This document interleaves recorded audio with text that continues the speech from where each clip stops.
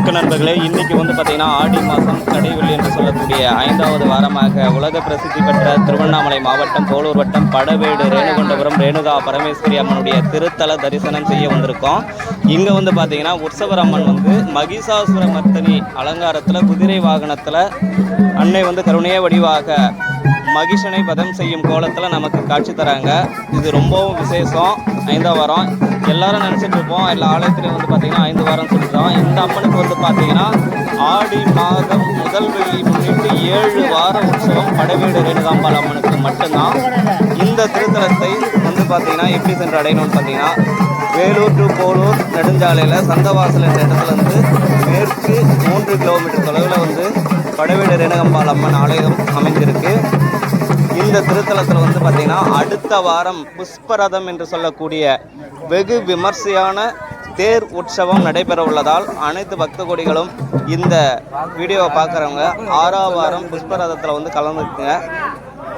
உலக பிரசித்தி பெற்ற படவேடு ரேணுகாம்பாள் அம்மனுக்கு 16 படைவீடுகள் உண்டு. அதில் இந்த படவேடு சத்திரம் முதல் படைவீடாக போற்றப்படுகின்றது. 2ஆம் படைவீடாக வெட்டுவனம் எல்லையம்மன் திருத்தல தேவஸ்தானத்தை போற்றப்படுகின்றது. 3ஆம் படைவீடாக உத்தர கர்நாடகா மாநிலம் பெல்கம் மாவட்டம் சவுந்தத்தி எல்லம்மாள் ரேணுகாதேவி திருத்தல தேவஸ்தானத்தை போற்றப்படுகின்றது. 4ஆம் படைவீடாக பெரியபாளையம் பவானி அம்மனுடைய திருத்தல தேவஸ்தானத்தை போற்றப்படுகின்றது. 5ஆம் படைவீடாக புன்னைநல்லூர் மாரியம்மனுடைய திருத்தல தேவஸ்தானத்தை போற்றப்படுகின்றது. 6ஆம் படைவீடாக ஊத்துக்காடு எல்லையம்மனுடைய திருத்தல தேவஸ்தானத்தை போற்றப்படுகின்றது. 7ஆம் படைவீடாக மேல்மலையனூர் அங்காள பரமேஸ்வரி அம்மனுடைய திருத்தல தேவஸ்தானத்தை போற்றப்படுகின்றது.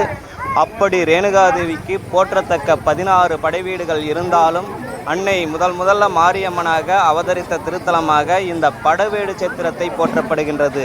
அனைவரும் வாழ்நாளில் ஒரு முறையேனும் இந்த படவேடு ரேணுகாம்பாள் அம்மனுடைய ஆலயத்திற்கு வாருங்கள். அன்னையினுடைய திருவருளை பெறுங்கள்.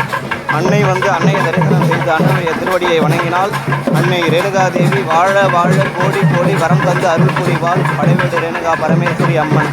நன்றி, வணக்கம். இப்பதிவை தயவு செய்து பார்க்குறவங்க பார்த்தீங்கன்னா லைக் பண்ணுங்கள், ஷேர் பண்ணுங்கள், சப்ஸ்கிரைப் பண்ணுங்கள்.